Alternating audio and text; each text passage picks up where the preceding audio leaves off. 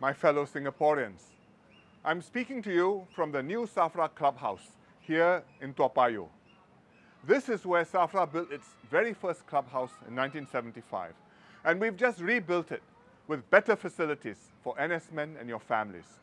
It's a small gesture to thank you for your many contributions and sacrifices. And it's also an example of how we are upgrading our amenities and environment as Singapore develops year by year. We've made steady progress this past year. We've cleared the queue for HDB flats, stabilized BTO prices, and tightened up on property speculation and excessive borrowing. We've added more buses and increased the number of bus routes. We are trying out free early morning MRT rides into the city. We'll add more trains to the existing lines. Phase 1 of the downtown line will open in December, and more MRT lines after that. We also celebrated several successes in the arts and sports, including our Lions 12 team winning the Malaysian Super League. We are tackling longer-term issues too, especially marriage and parenthood, as well as population. The white paper on population in January provoked strong reactions, but the debate helped us to understand the issues better. We face difficult choices. We need foreign workers to serve our economy and Singaporeans' needs, and immigrants to make up for our shortfall of babies. But we also worry about crowding and congestion and maintaining our Singaporean identity. So we are feeling our way forward carefully, conscious both of our needs and our limits, and seeking the best outcome for Singaporeans. Our economy is holding steady amidst global uncertainties. We are attracting more quality investments. Unemployment remains low. We grew by 2% in the first half of 2013 and expect to grow by 2.5% to 3.5% this year, higher than previously expected. And even as we tighten up on foreign workers and immigration, we must maintain investor confidence and keep Singapore open for business. The world is changing rapidly and unpredictably. Technology is transforming our lives. Societies everywhere feel under pressure. Jobs have become less secure, wages are rising more slowly or even stagnating, families are working harder, and parents worry whether their children will do better than themselves. Singapore is changing too. The economy is maturing and our population is aging. Different groups in society now have more diverse and even conflicting interests. Older Singaporeans worry about healthcare and cost of living. Younger ones aspire to wider education opportunities and more affordable homes. Our road ahead will be different from the road we have traveled. So we must reassess our position, review our direction, and refresh our strategies to thrive in this new world. In my message last year, I said that Singapore should always be our best home with heart and hope.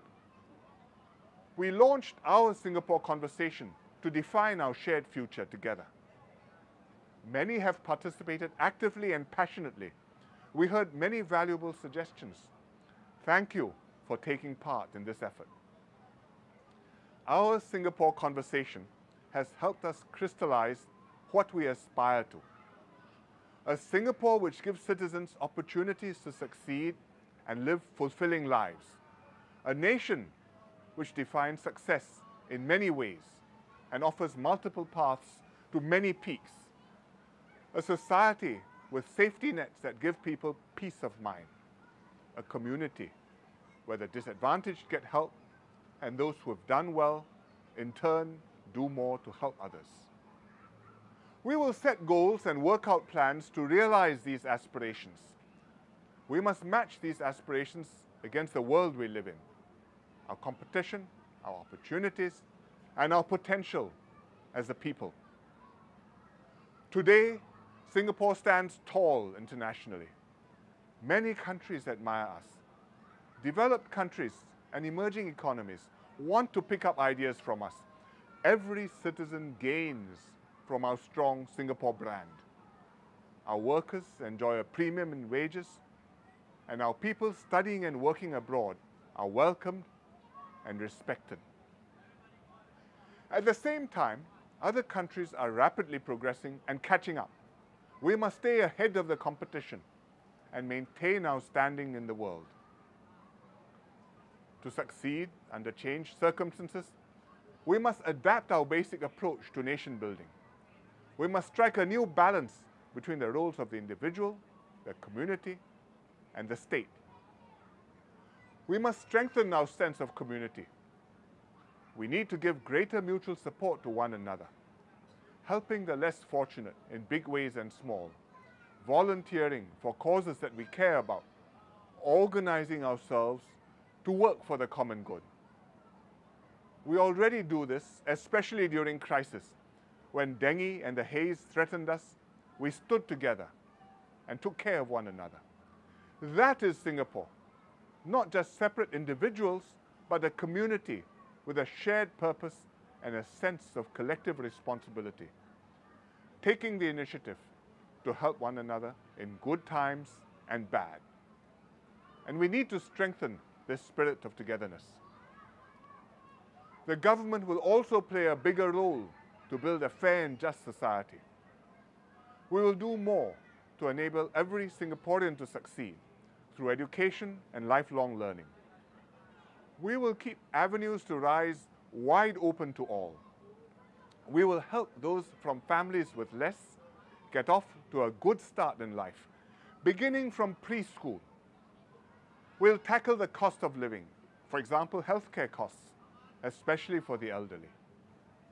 We'll foster a more equal society by helping every family afford their own HDB flat and giving low-income workers a better deal through workfare. In Singapore, everyone will always have a stake in this country and ample chances to make good in life. But remember, each one of us must still do our best and be self-reliant and resourceful, because Singapore can only succeed if each one of us contributes his part. At the same time, all this is only possible if we are one united people and not divided by race, social class, or political faction. We must always have able, honest, and committed leaders who can be trusted to serve Singaporeans. We need a good government that thinks and plans ahead, and more importantly, feels for our concerns and hopes. That is the way to build a better Singapore, together.